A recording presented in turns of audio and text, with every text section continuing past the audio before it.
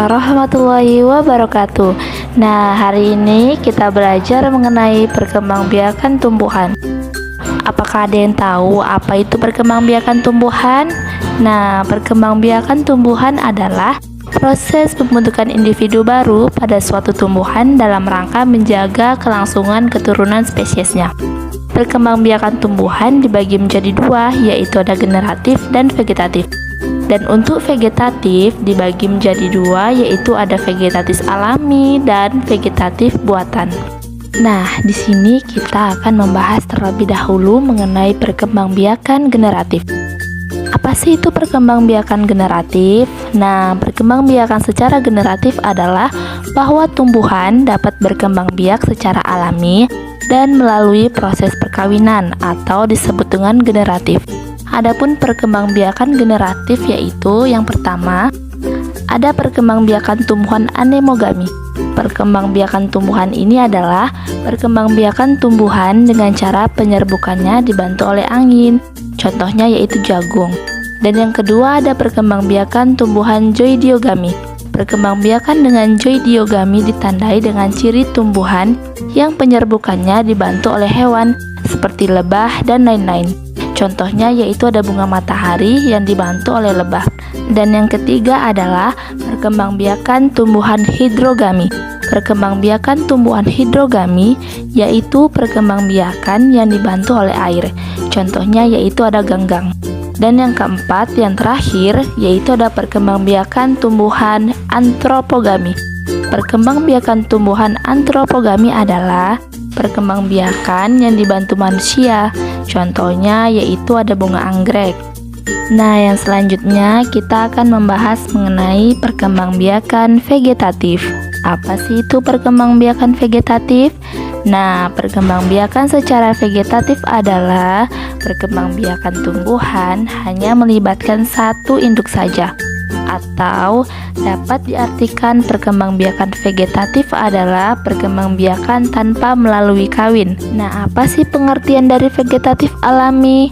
Nah, perkembangbiakan tumbuhan tidak mengalami masa penyerbukan atau perkawinan dan dilakukan secara alami atau tanpa bantuan manusia, maka disebut dengan vegetatif alami. Selanjutnya yaitu macam-macam perkembangbiakan tumbuhan vegetatif alami. Yang pertama ada umbi batang. Nah, apa sih itu umbi batang?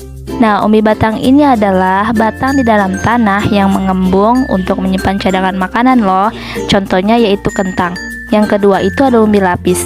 Umbi lapis adalah umbi yang terbentuk dari lapisan-lapisan. Pada bagian pangkal umbi terdapat batang yang sangat pendek atau cakram dan tunas yang merupakan calon individu baru. Contohnya yaitu ada pada bawang merah dan bawang putih. Yang ketiga ada umbi akar. Apa sih umbi akar? Hayo. Nah, umbi akar ini merupakan perubahan bentuk akar yang mengembang di dalam tanah. Contohnya yaitu pada wortel. Yang keempat ada rizoma.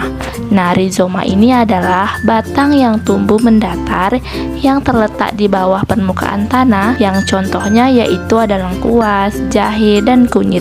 Nah, yang kelima ada tunas. Tunas tumbuh dari batang yang terdapat di dalam tanah, contohnya bambu. Yang keenam geragi atau stolon. Nah, geragi atau stolon ini adalah batang yang menjalar di atas permukaan tanah. Contohnya yaitu pada buah stroberi. Yang terakhir yaitu spora. Nah, spora adalah inti sel yang berfungsi menjadi alat perkembangbiakan. Nah, spora ini memiliki dua gananggang, yaitu ada zoospora dan aplonospora. Contohnya pada tumbuhan paku. Nah, yang selanjutnya yang terakhir adalah vegetatif buatan. Perkembangbiakan vegetatif buatan adalah perkembangbiakan tumbuhan tanpa melalui proses penyerbukan atau perkawinan dan dalam perkembangbiakannya dibantu oleh manusia. Yang pertama ada mencangkok. Nah, mencangkok adalah kegiatan manusia dengan mengupas ranting pohon yang sudah besar sampai terlihat kambium. Kambium pohon ditutup tanah, humus, dan dilapisi plastik lalu diikat. Ini adalah merupakan contoh dari mencangkok. Yang kedua ada stek. Stek adalah pemisahan, pemotongan beberapa bagian dari tanaman seperti akar, batang, daun, dan tunas dengan maksud agar bagian-bagian tersebut membentuk akar. Ini merupakan contoh dari stek. Nah, yang ketiga ada merunduk. Merunduk dapat dilakukan dengan salah satu ranting dibengkokkan sampai tanah lalu timbun dengan tanah. Dalam penimbunan bisa semua bagian ranting sampai tanah, bisa juga sisakan ujungnya. Ini merupakan contoh dari merunduk. Nah, yang terakhir yaitu menyambung atau mengenten. Menyambung atau mengenten adalah menggabungkan batang bawah dan batang atas dari dua tanaman sejenis. Ini adalah merupakan contoh dari menyambung atau mengenten. Nah, demikianlah penjelasan mengenai perkembangbiakan tumbuhan. Semoga bermanfaat. Terima kasih. Wassalamualaikum warahmatullahi wabarakatuh.